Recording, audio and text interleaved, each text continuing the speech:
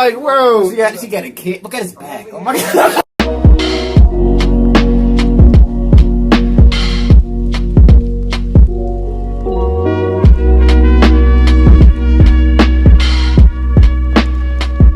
What's up, y'all? Welcome back to another reaction. It's another George Carlin reaction. I think it's been a little while since we reacted to my guy George Carlin. Ain't gonna lie, it's been kind of hard to find some new stuff to react to for him, you know, because a lot of his stuff is, yeah, you already reacted to a lot of his stuff. So, if you got any other things that you may want to see us react to from him, let us know in the comments. Not his newer stuff, like maybe some stuff like back before he was necessarily super big. I mean, I think George Carlin was probably popular most of his career, but you know, a lot of the things I haven't seen tend to be like not recorded, like him on stage live and stuff like this. It's just the audio. I mean, if y'all don't mind us reacting to stuff like that, we can do that too. But yeah, man, hit that like button, subscribe, and share. Oh, my name is Satirical. Yeah, this is a war on homelessness.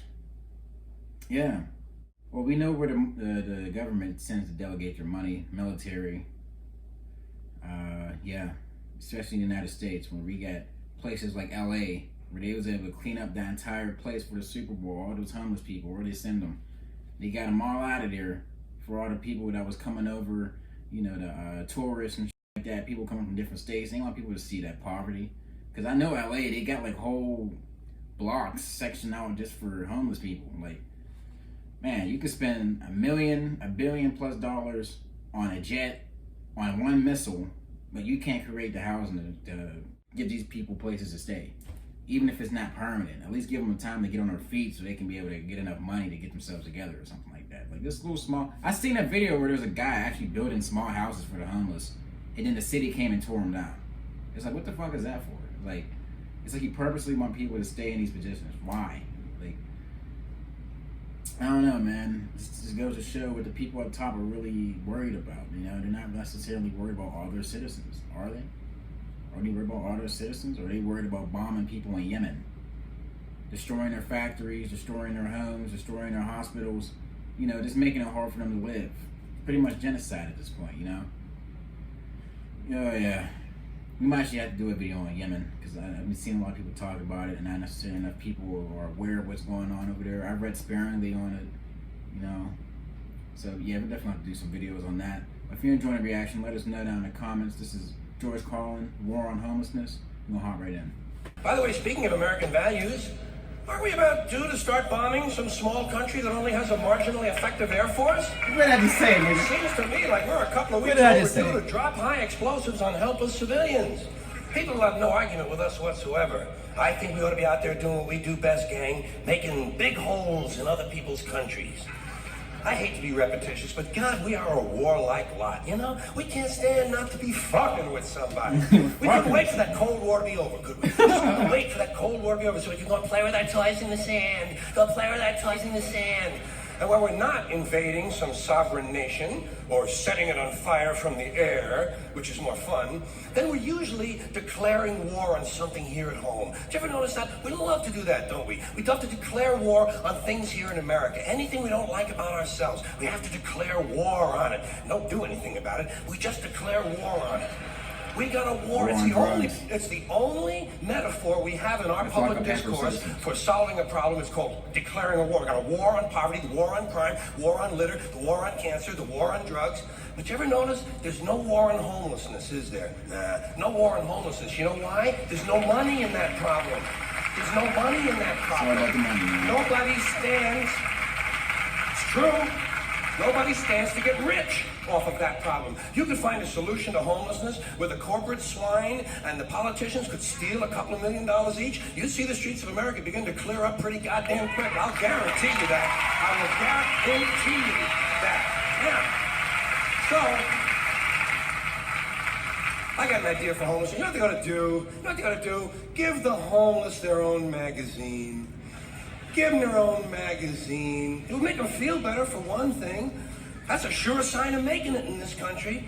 Every group in this country that makes it and arrives at a certain level has its own magazine. You have Working Mother magazine, Black Entrepreneur magazine, Hispanic Business magazine. In fact, any activity engaged in by more than 4 people in this country has got a fucking magazine devoted to it. Skydiving, mountain climbing, snowmobiling, backpacking, bungee jumping, duck hunting, shooting someone in the asshole with a dart gun, jerking off. They probably have a magazine for that. I'm sure they have. I know they have a magazine. Walking. Walking! There's actually a fucking magazine called Walking. Look, Dan, the new Walking is out. Here's a good article, putting one foot in front of the other. Give them their own magazine. Full of gravity. Full of fun. That's all the Walking is. Give the homeless their own magazine. You know what you call it? Better Crates and Cartons. Then when they get finished reading it, they can use it to line their clothing. That's a good, sound business solution. That's the kind of answer you get from a conservative American businessman. So, yeah, let them read it. When they get finished reading, they can use it to plug up the holes in them piano crates they all seem to like to live in. A good, sound, practical, conservative American business solution. I'll tell you what they ought to do about homelessness. First thing, change the name of it. Change the name of the condition. It's not homelessness, it's houselessness. It's houses these people need. A home is an abstract idea. A home is a setting. It's a state of mind. These people need houses, physical, tangible structures. But where are you going to put them? Where are you going to build them? Nobody wants you to build low-cost housing near their house.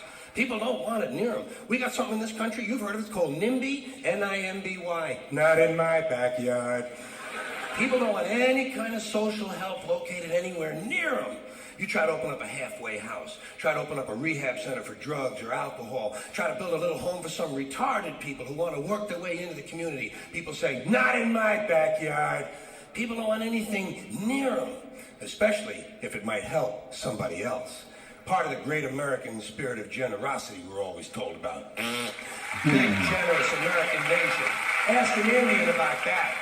Ask an Indian how generous this country is. If you can find one, you gotta locate the Indian first. We've made him just a little difficult to find. Or, if you need current data, select the black family at random and ask them how generous this country has been. People don't want anything near them, even if it's something they believe in, something they think society needs, like prisons. Everybody wants that, right? Everybody wants more prisons. That's the new answer to all of our problems. Lock a lot of motherfuckers up. Everybody wants more prisons. They say, build more prisons! But not here. Well, why not? What's wrong? What's the problem? What's wrong with having a prison in your neighborhood? Well, it seemed to me like it would make it a pretty crime-free area, don't you think? You think a lot of crackheads and muggers and pimps and hookers are going to hang around in front of a fucking prison? Well, shit, they ain't coming anywhere near it. What's wrong with these people? All the criminals are locked up behind the walls. And if a couple of them do break out, what do you think they're going to do? Hang around? Check real estate trends? Bullshit. They're fucking gone. That's the whole idea of breaking out of prison, is to get the fuck as far away as you possibly can. Not in my backyard. People don't want anything near them. Except military bases. They don't like that, do they? No, they like that. Give them an army base. Makes them happy. Why? Jobs. Jobs. Self-interest. Even if the base was loaded with nuclear weapons, they don't give a fuck. They say, well, I'll take a little radiation if I can get a job. Working people have been fucked over so long in this country, those are the kind of decisions they're left to make. I got just the place for low-cost housing. I have solved this problem. I know where we can build housing for the homeless. Golf courses. Yeah, man. Golf courses. Just what we need. That's genius. Plenty of good land in nice neighborhoods. Land that is currently being wasted on a meaningless, mindless activity. Fucking wasted. Engaged in primarily by white, well-to-do male businessmen who use the game to get together to make deals to carve this country up a little finer among themselves. I am getting tired. Really tired. I am getting tired of these golfing cocksuckers in their green pants, and their yellow pants, and their orange pants, and their precious little hats, and their cute little golf carts. It is time to reclaim the golf courses from the wealthy and turn them over to the homeless. Golf is an arrogant, elitist game, and it takes up entirely too much fucking room in this country. Too much fucking room in this country.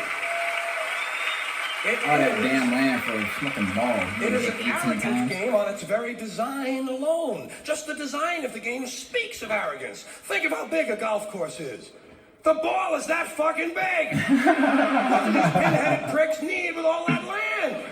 There are over 17,000 golf courses in America. They average over 150 acres apiece. That's over 3 million acres. That's 4,820 square miles. You could build 2 Rhode Islands and a Delaware for the homeless on the land currently devoted to this meaningless, mindless, arrogant, elitist, racist.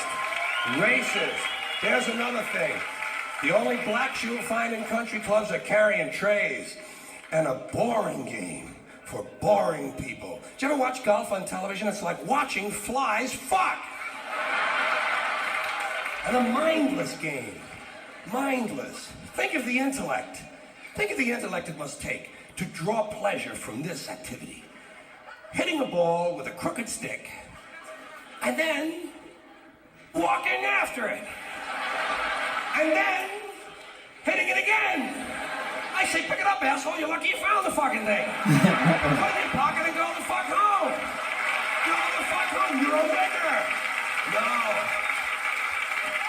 No chance of that happening. Dorco in the plaid knickers is going to hit it again and walk some more. Let these rich cocksuckers play miniature golf. Let them fuck with a windmill for an hour and a half or so. See if there's any real skill among them. Now, I know there are some people who play golf who don't consider themselves rich. Fuck them! And shame on them for engaging in an arrogant, elitist pastime. Hey, here's another place we could put some low-cost housing. Cemeteries. There's another idea whose time has passed. Saving all the dead people in one part of town? What the hell kind of a superstitious, religious, medieval bullshit idea is that? Plow these motherfuckers up, plow them into the streams and rivers of America. We need that phosphorus for farming. If we're going to recycle, let's get serious. Goddamn George Carlin. They didn't even necessarily think about the whole golf course thing. That's the most boring sport. Only reason I even know golf exists is because of Tiger Woods. He's like the only black guy I've seen play the sport ever. I've seen a few guys get excited about sport, like get excited about golf. What are you getting excited about? It's just nothing here, nothing. Like it's probably the most, like even the way they clap when people are watching the actual sport in progress. It seems like they don't even really mean it. It's just like like a golf clap. I heard that term before. Like it's just trash. I don't know, man. All that space. I know there was a golf course next to the housing units I used to live in, a few years ago, and that thing was huge. You can imagine how many people you can put right there. I don't know how people are going to feel about the gravestone things, but I guess necessarily it's more of like an attachment type thing. Like, oh, I want to go back and be able to see my loved ones, even though you only do it like 2 times in your lifetime, and sometimes you even forget if they're there. So I can kind of agree with him on that. Cremate them. If you really care about it, you can put them in your house and leave them there. Or if not, why don't you dump them somewhere in like an ocean, the Pacific Ocean, go to a nice beach, spread their ashes around. They can become a part of nature once again, and restart that a whole new cycle of life for some new organism that's living now. But hey, if you enjoyed this George Carlin reaction, let us know in the comments. Hit that like button, subscribe, and shares, or go to 10K. We'll see you next time. Peace. Da, da, da, da, da.